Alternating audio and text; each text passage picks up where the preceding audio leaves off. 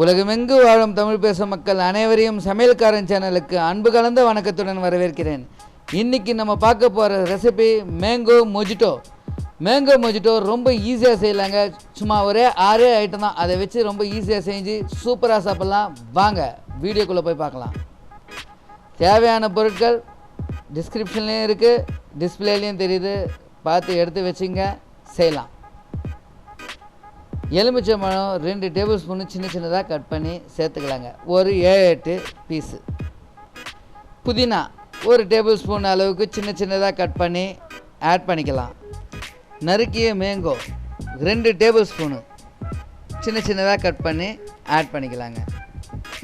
தூள் சர்க்கரைங்க, சர்க்கரையை நம்ம மிக்சியில் போட்டு கிரைண்ட் பண்ணி வச்சுருக்கோம், அதை 2 டீஸ்பூனுக்கு ஆட் பண்ணிக்கலாம். அவ்வளோதாங்க. நம்ம கிட்டக்கிற மத்து வலிக்கு ரிவர்ஸில் போட்டு கூட ஸ்மாஷ் பண்ண வேண்டியது தாங்க.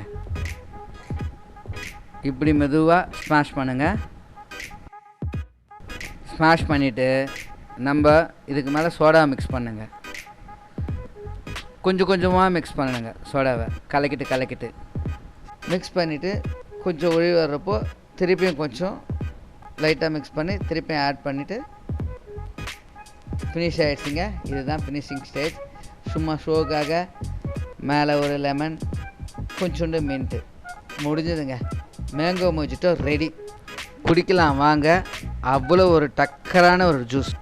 என்றும் நன்றியுடன் உங்கள் சமையல்காரன்.